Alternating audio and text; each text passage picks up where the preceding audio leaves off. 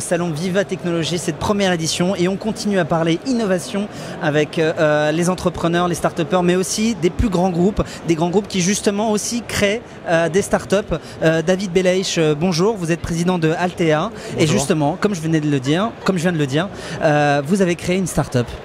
Oui, exactement. En fait, moi, j'ai déjà créé ma boîte il y a 10 ans. Qui est aujourd'hui un des leaders sur le conseil RH et CRH. Et puis, il y a 2 ans et demi, on a eu une idée sur un sujet métier.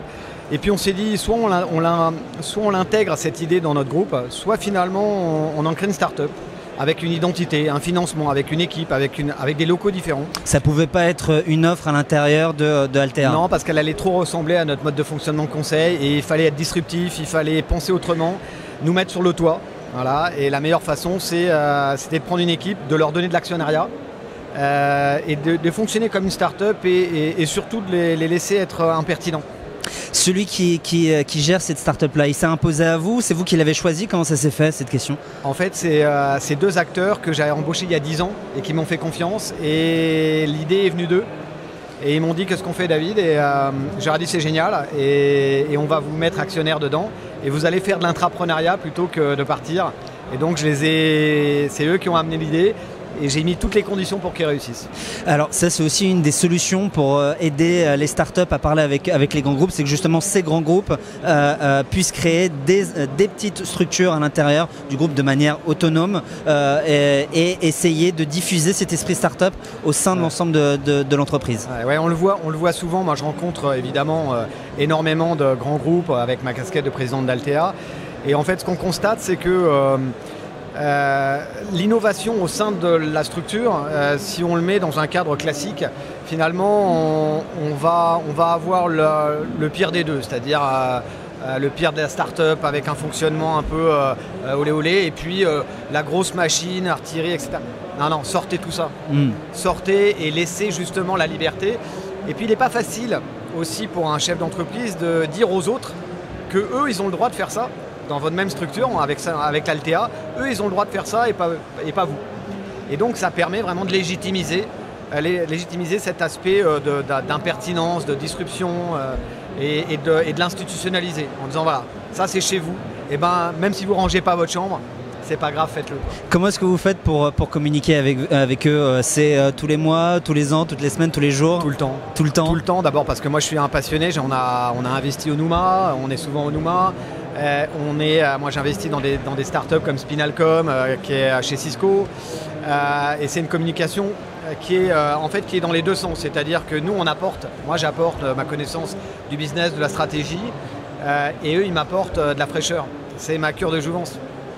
Et finalement ce que je retiens de ces startups, j'amène de l'innovation chez Altea et inversement, donc c'est un vrai deal. C'est-à-dire qu'ils m'apportent autant que je leur apporte. Est-ce qu'il y a aujourd'hui un secteur, un pan de votre activité où vous dites j'aimerais bien rencontrer une start-up qui me permette de me challenger? Est-ce que ça peut être une question qui arrive? Oui, en fait, mais on l'a fait. C'est-à-dire qu'il y a eu la création du Lab RH, qui est en tout cas dans le monde des RH, qui est une référence d'une association qui a regroupé les 250 startups RH. On connaît bien. Et donc, je connais bien Jérémy, j'adore Jérémy. Et un jour, on boit un café, je lui dis, mais il faut que je vienne avec... Donc, on est rentré dans le Lab RH pour continuer, pour être vraiment un acteur du Lab RH. On est rentré avec la marque Altea en tant que cabinet de conseil et puis avec MyG qui est cette start-up autour des portails RH qui a intégré en tant que petite start-up le Lab RH. Donc on est en relation avec tous ces acteurs. Et puis, quand vous êtes président d'un groupe comme Altea, à un moment donné, on vous appelle beaucoup, soit pour être mentor, même si je ne prends pas de part et je le fais gratuitement, pour aider ces start-up et donc à être dans des comités stratégiques, et ça c'est mon rôle aussi, ou bien d'être dans un tour de table. Et donc je suis régulièrement appelé pour qu'on me présente des projets dans le monde RH. Et puis après je me positionne ou pas en fonction de la qualité des hommes et des femmes. Mais je tiens à préciser que 80% des start-upers sont des hommes. Ce qui est d'ailleurs dommage. C'est dommage, mais bon, les choses avancent. Ouais, parce qu'elles ont beaucoup à nous apporter dans ce monde de start-up. Mais donc voilà, on est quand même en contact avec tous ces acteurs.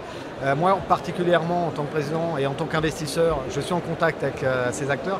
Et c'est voilà, ça m'amène énormément d'idées et ce mix-là, donc c'est pas une mode. Voilà. D'accord. Vous qui êtes start-up et qui parlez avec énormément de start-up, je vous pose cette question, c'est la question Sage. Pour vous, c'est quoi la qualité principale pour être un entrepreneur?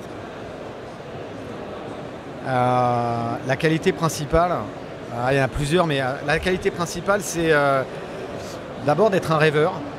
En fait, c'est super compliqué parce que c'est d'être un rêveur, parce qu'il faut vivre ses rêves, il faut être un passionné. Moi, j'ai démissionné de mon poste, j'étais directeur associé, j'avais que 20 000 € en poche, j'ai mis ça dans l'entreprise, donc j'avais plus de cash. Et donc j'ai rêvé, et après, il faut être un combattant pour aller vivre ses rêves. Et donc c'est un peu un mixte entre un rêveur et un combattant.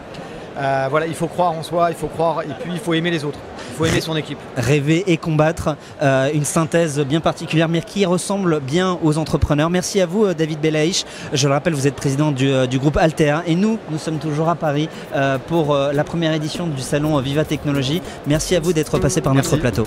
Merci. Au revoir.